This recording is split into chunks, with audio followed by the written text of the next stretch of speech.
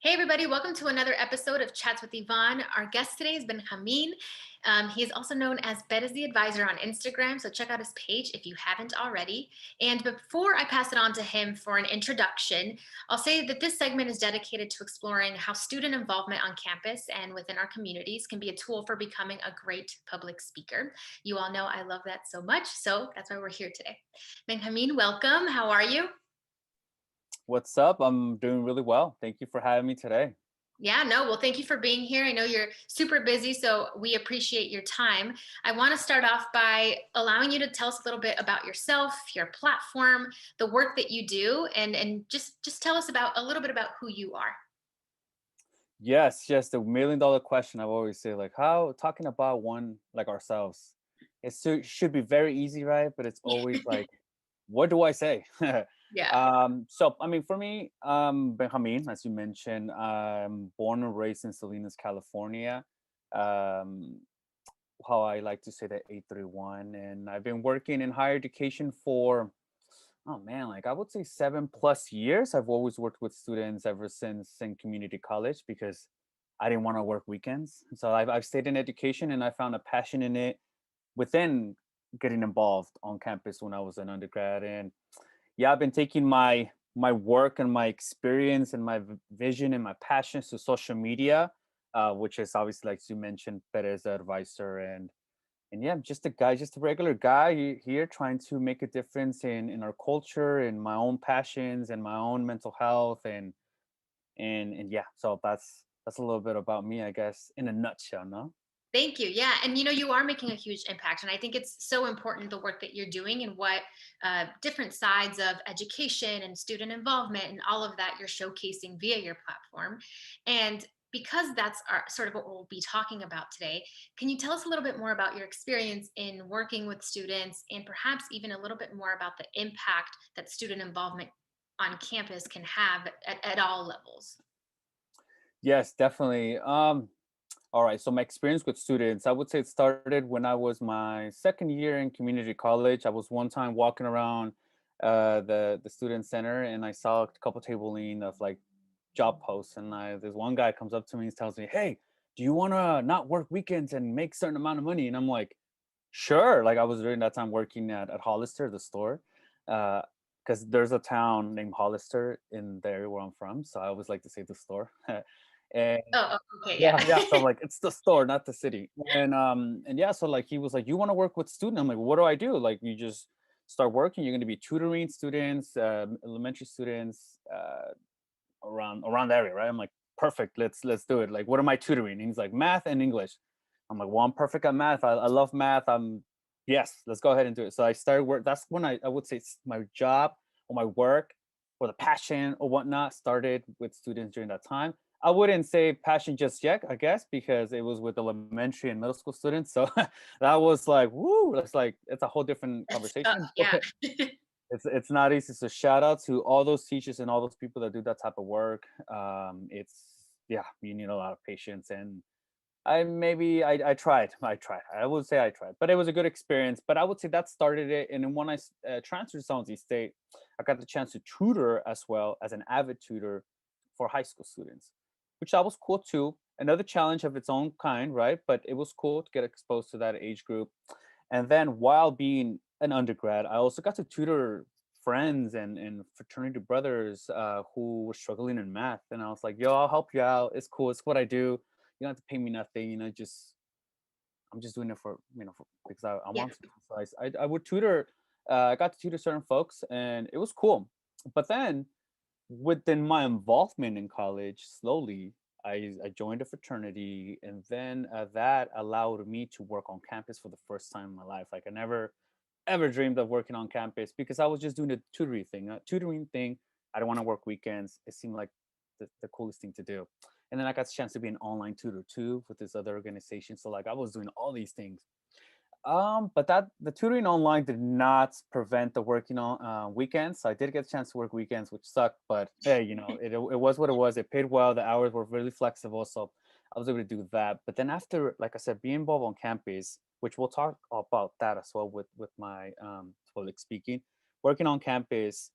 or being president of my fraternity allowed me to understand or learn or get to know more people, adults from my campus who work there, the staff members. And that's where I got a job opportunity. Hey, like there's this job opportunity on campus. You'll be able to do this, X, Y, and Z. Are you interested? And I'm like, you get paid for this? Like this is great. So I'm like, yeah, let me go ahead and apply and let's go ahead and do it. So I worked on campus. It felt like very weird to me to walk to work and walk to class at the same time. Like it was in the same building. I was like, what? So it was really exciting. And yeah, so I would say that's how like my trajectory with students kind of started. There's more to it, obviously, but we're gonna be here for an hour and a half. But I would say that's what it was. And getting involved on campus, I was never really a person growing up that I'm like, yeah, I'm super involved. Like in middle school or in high school, I was never that student who was in the leadership or ASB. I don't know what they call it nowadays. And I'm like, I was more of like the guy who's just gonna chill over here and like, okay, this is happening. There's a rally, great. I'm gonna stay on the side, just chilling from over here. I was just uncomfortable. It wasn't my thing. I don't know. I just didn't feel comfortable in speaking my voice or being involved with folks who I may not know or I may not feel a connection with because of my culture or X, Y, and Z. No, so my people were always people that have reminded me from home, like my cousins, people who spoke Spanish, people who came from another country. I just felt more in my zone there, more in my safe zone. So never really involved in high school except for soccer. I did join soccer because of friends. And I'm like, yeah, let's go. I love soccer. Let's do it. But that I didn't really have to talk in soccer except during the game, that's another story. And Yeah. then yeah, and then in community college, no, didn't get involved at all, which took away from a lot of opportunities of not getting involved. I had no idea what EOPS was, which is essentially like EOP at the community college. I never put myself out there to join anything. It was a very um, experience. It was a very interesting experience at community college. It wasn't which I see a lot of my students kind of go through as well, like just going to class, going home, going to work, and not really getting involved in anything.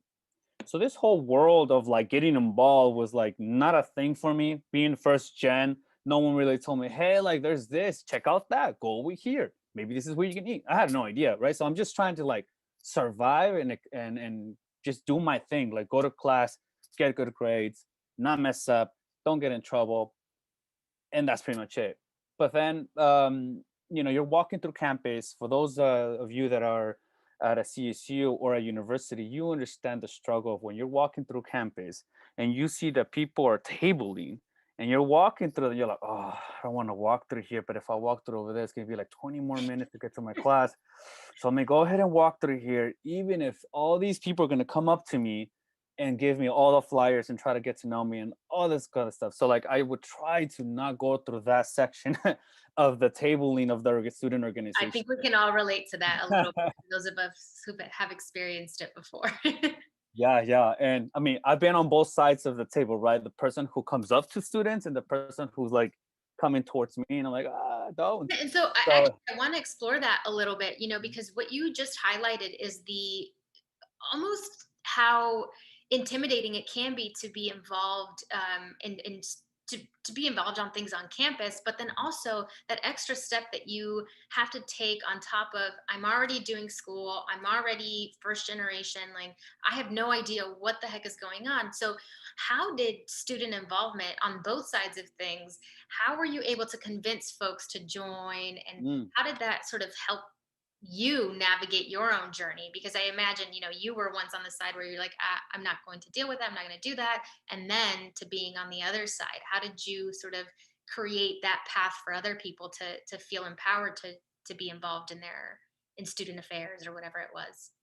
that's a great question, honestly, which is part of the story. It's part of the story of a lot of people who get involved or who are part of these student organizations, which is one benefit, as we are talking about today, of getting involved. When I would get approached to join their organizations, I would just like feel uncomfortable because it can be a little intimidating because you're not used to talking to strangers, or like someone just comes up to you, listening to music, and I'm like, oh wait, what? Excuse me, sorry, yeah. So like it can be intimidating, and it's the other person's kind of like role to try to get to know you without making it weird and inviting you to get to know about the organization. So they're legit trying to uh kind of like engage with you, not just like, hey, here's a flyer, have a nice day.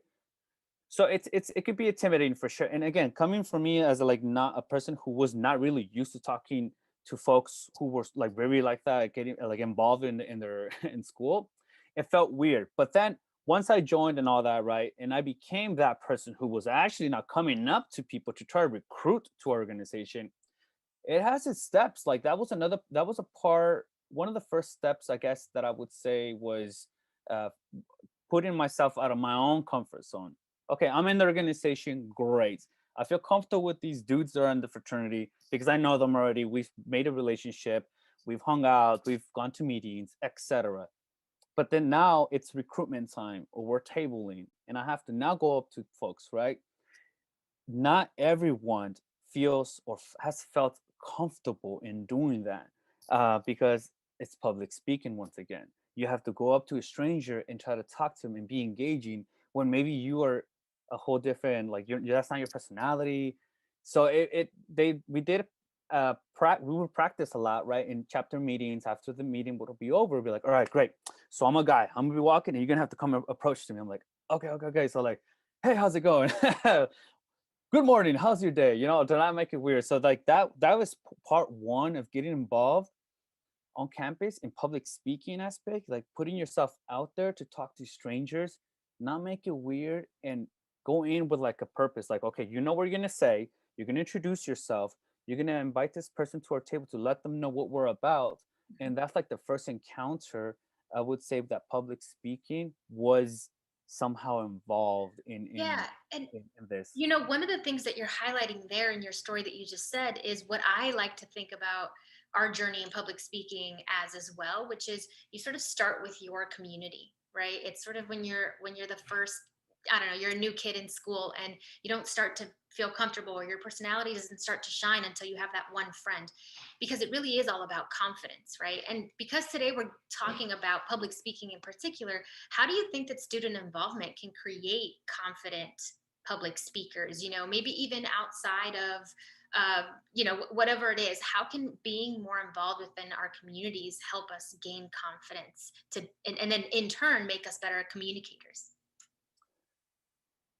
It depends on student organization, right? I would say it depends because there's different type of organizations where you're more, I guess, open to do certain things, such as like going up to a person for recruitment purposes, or hosting a meeting yourself, or leading a meeting, or even just raising your hand to like, hey, like, I would like to give my perspective. Like, you're in a meeting, I would like to give my perspective on like, how are we going to use these $100, like, for our funds, or for this fundraiser, or even within the fundraiser. Let's say we're selling something.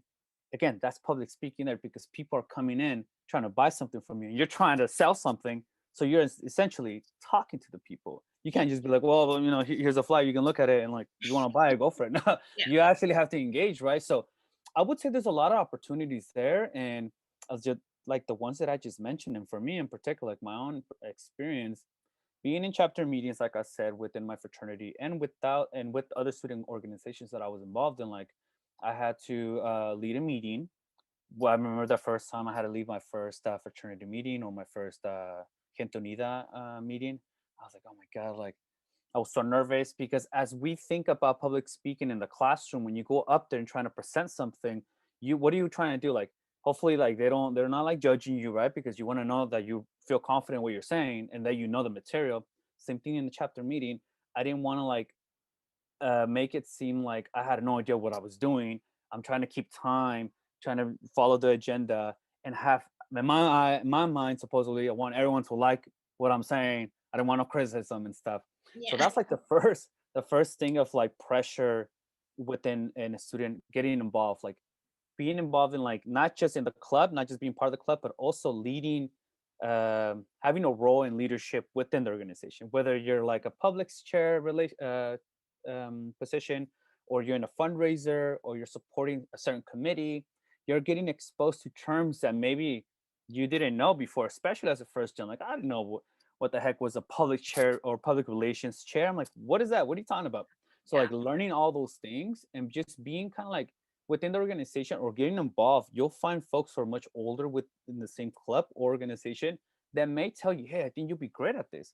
Like for me, when I joined, like in my fraternity, they would tell me, hey, you seem very sociable. And I'm like, am I really? And they're like, yeah, you'd be great to be the representative of our organization in the overall council. And I'm like, what's a council? So then Mhm. I had to go out there and like represent my fraternity in the United States Order Fraternity Council, which was all the other multicultural organizations were there, and I had to be the rep. So I'm like, oh, again, being exposed to another space where I don't know anybody there, and I had to make relationships the important, which is one another benefit of making relationships, building relationships with people you don't know, getting up to, or trying to talk to people that you don't know, going up to people, which is putting yourself out of your comfort zone, Mhm. and being in spaces where you have to lead something is another definitely benefit of these organizations. The empowerment of it's just it's just tremendous. I don't know. Yeah, and you talk a lot about, so it sounds like your confidence with public speaking or with going out there and being involved, one came from exposure, right? And there's a lot of barriers that you had to break in the way, whether they were personal, as far as Mhm. I don't think that I'm a sociable person, or I've never thought about myself in this way. How you, in your advising journey or when you work with students, how are you now able to expose your students to things that they may not have known they were really good at, or breaking down those barriers for them so that they can get to a more confident version of themselves, whether it is public speaking, whether it's applying to the next thing? How are you doing that?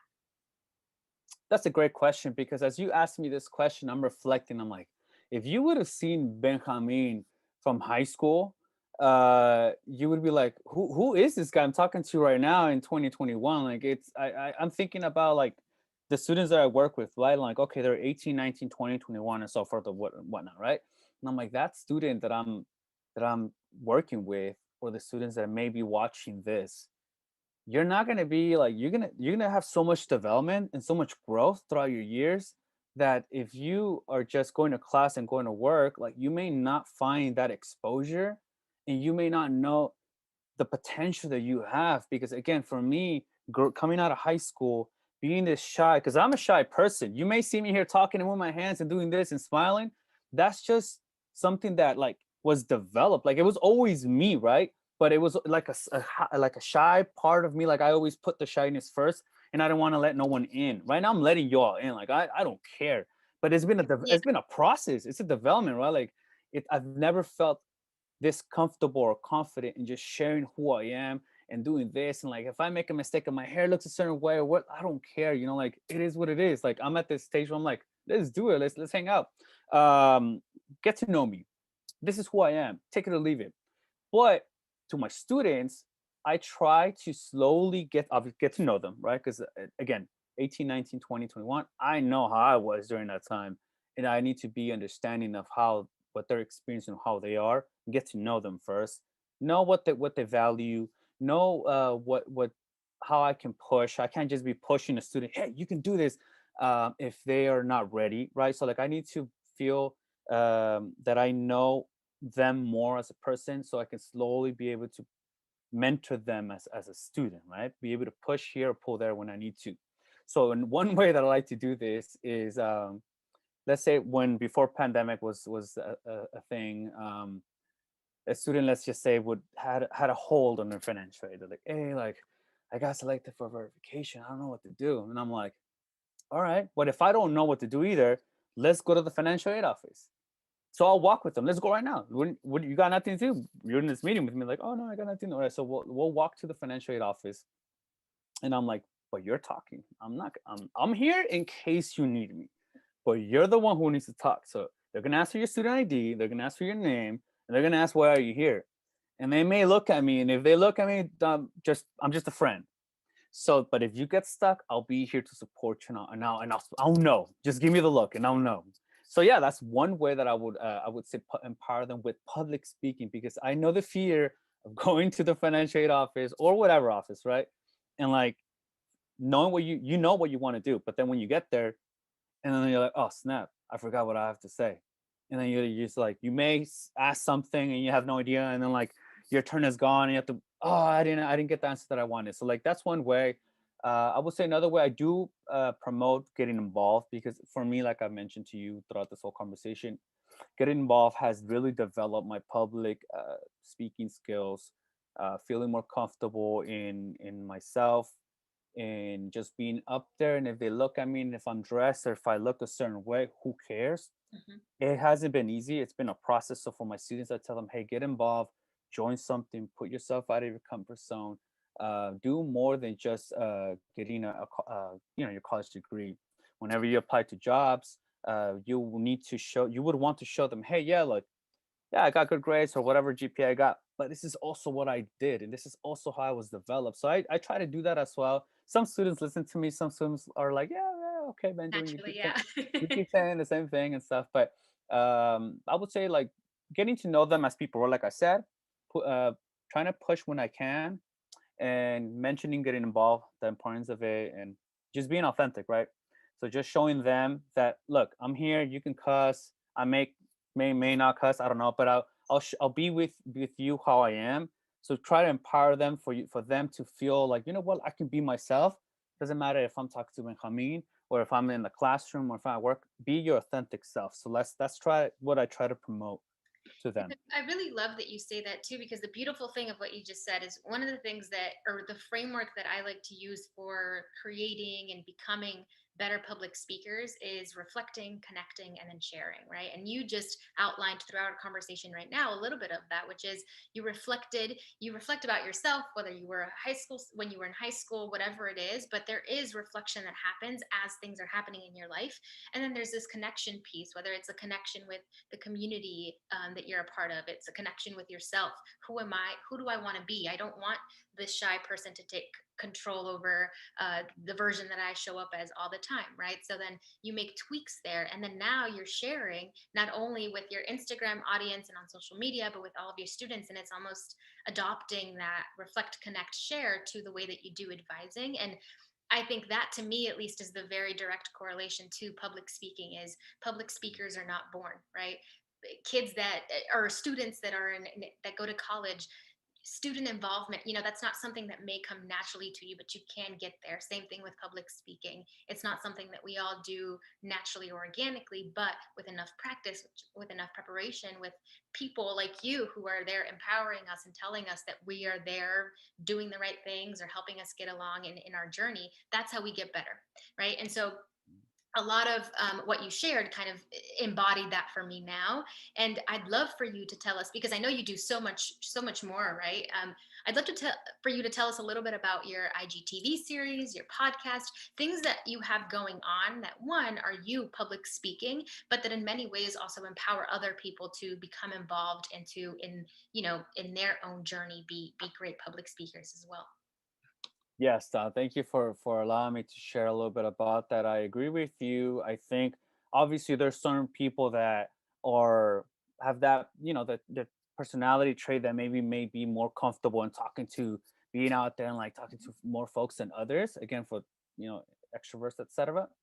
But it's something, again, me, I wasn't ever like that, right? So like it's something that I've grown and I've learned, and I've been able to feel more comfortable and just talking, and like I can talk forever now. Yeah. So for you, if you feel like, oh, it's because this, like, it doesn't matter, you don't have to be this energetic like I'm being right now. Like it's just you feel comfortable and confident in what you're saying. Like it is what it is. Don't feel like you don't have to like ask permission for no one, or to no one, or have everyone like you. No, no, no, right? We grow into our own being of public Mhm. speaking, and the actually the more diversity we have within different public speaking methods and whatever, it makes the industry that much better.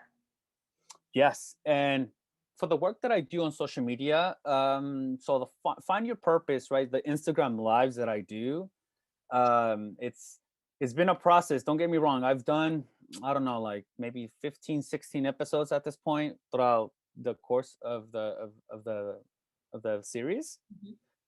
and I still get like jittery, a little nervous, even before, even like a couple minutes before. I'm like, oh, okay, like I'm checking on my notes. Like I've said this in our life as well. Like I'm looking at my notes. Like, is everything okay? Is the lighting all right? How about the internet? So I still get nervous, and even within once it starts, like okay, I feel more comfortable. But the Instagram lives are essentially like another way for me to be able to not just share a resource for whoever's watching. Essentially, my goal is like for students, first generation students, my students, and in the community in general, right? But it's also been, I've gotten a lot of messages from people who I invite, such as yourself, that tell me, oh, this is first Instagram live I'm ever gonna do. Like I've never done this. And I think it's an awesome way to, again, put yourself out there in a space that may be nerve wracking, because we're talking about social media, right?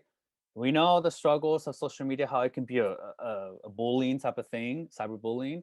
And for folks to come here and share their story and their knowledge, there is that fear, but I think it's so empowering to just say it and like be able to like share that story, and who knows who you may inspire. I've gotten messages before. The guests that I've gotten, that I've uh, featured in the episodes, have also shared, you know what, like I got all these DMs from people telling me that they loved it, that like they feel so inspired, and same thing for me. Like I've gotten folks who tell me, and whenever I've watched Instagram lives, I also get something out of them, right? So like I think it's a awesome platform to just, again, put yourself out there, and for me to like provide a platform for folks to share their story, right? So to feel the empowerment of everyone's own story. So that's the Find Your Purpose Instagram lives. And the podcast, obviously, it's for folks, Latinx folks who are in Greek live, and it's like a more mm,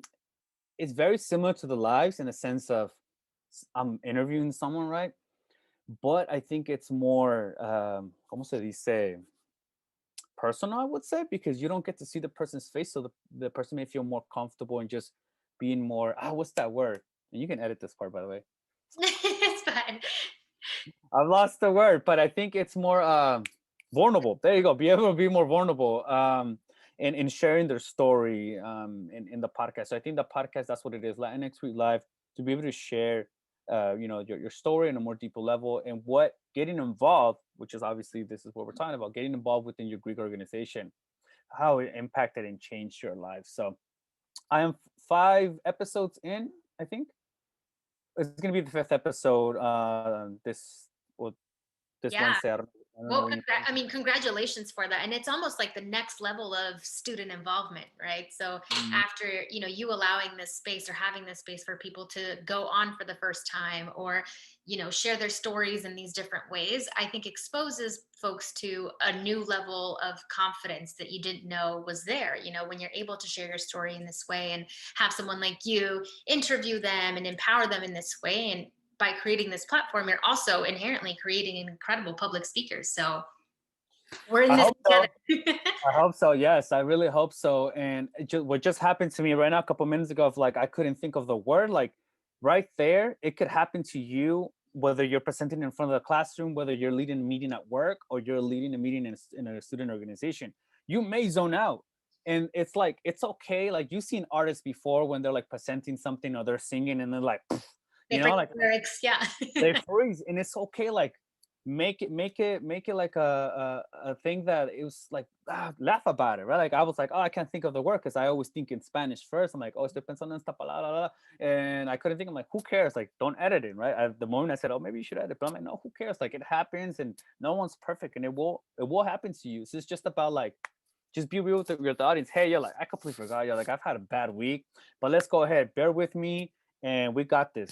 So just flip it around. Don't stay quiet. Get all nervous. Start sweating, feeling hot, which you may feel, but just flip it around. Yeah, because it's in those moments where we truly learn about who we are as public speakers and as just people, right? That's again that part of reflecting. In the moment, it's like shit, I messed up. I don't know what I'm saying. I'm sweating. But then afterwards, as you keep going and progressing, you get better at it with practice. You just know yourself that much more, and you know your community and the people that you're talking to and all of this stuff. So Mm. it gets better with time. Um, and then the last question before I let you go is, why this and why now? We've sort of talked about it a little bit throughout this conversation, but one of the things I like to ask is, why are you doing this right now? Why did you feel like this was the right time to do it? And yeah, why? What is your why? That is an awesome question. And I keep saying that, become like, man, I've interviewed so many people and I don't never ask them that. But I won't take it. I'll leave you. Take That's it, a ask them. that's an Yvonne thing. I like it. That's an Yvonne thing. I love it. Why now? That's well, obviously pandemic, right? Pandemic has helped, not helped, but I guess it's slowed everybody down from like this busy world that we're all in, right? It's crazy, but I just started thinking like, okay, how can I still be able to share my story or share my purpose with others if I can't engage in person, right? Thinking of my students, right? Like I normally would always see them at their campus or a coffee shop, and now I don't have that flexibility no more. I have to be from home. I don't want to create more Zoom meetings unless we have to meet with my student of whatever they may need. So I'm like, okay, that's one thing. And then another, again, my purpose. What's my own purpose? I don't know. So in August of 2020, I got the news. August 14th, I got an email from from San Jose State, a master's program that I started years back, and I just hadn't done the exam. So I officially didn't have a master's, and so I did the exam, and I got the email saying, "Congratulations, you passed the exam. You have your master's." I'm like, "Ah, shit! Like this finally, right?" So I always gave myself the excuse. Well, I can't do a PhD. Well, I can't do that because I can't apply for more jobs or whatever, or explore my future because I don't have that, right? I don't have that master's, and especially in higher ed, you may need more education or more of those degrees in order for them to take you serious, especially people like that look like you and I. So now when I got that email, I just got this rush of like, okay, now everything is possible. Like now nothing is holding me back. So I started looking into PhD programs. I started reflecting on my own life. Okay, like what's next for me? And I started thinking of like, how can I be this person or explore my own purpose and I'm sure others are doing that. Like I tell my students about like searching for their dreams or like, hey, this and that. But what about me? Can I take my own advice? So then I don't know. It just happened. Like, hey, let me just go ahead and it'll be great. I've seen a lot of people do like all these social media lives and stuff, and I'm like, am I good enough for that? Right? The imposter syndrome in me. But I'm like, yeah, let's go ahead and do it. So I started create a logo, this and that, like finding your purpose, right? Because I'm finding mine. So hopefully I'm able to help others find theirs in the same way, not just my students. So that's how it started, and I would say it's because of that email, and then the podcast came after I did the first season of Find Your Purpose, like around Navidad or December. Mhm. I'm like, you know what? Like, I've always wanted to talk about getting involved. I always want to talk about Latinx or Greek life, but I haven't had an Instagram live about it because I just feel like there isn't one representative to talk about the whole thing. Like, there's so much. This is so much. Which org do I bring? If I bring a certain person, the other org is gonna be like, well, what the heck? Why is this person representing all of us? I'm like, I don't want to do a podcast or another Instagram series on just Greek life. It's so then I'm like, what about a podcast? That I had to be different from Find Your Purpose.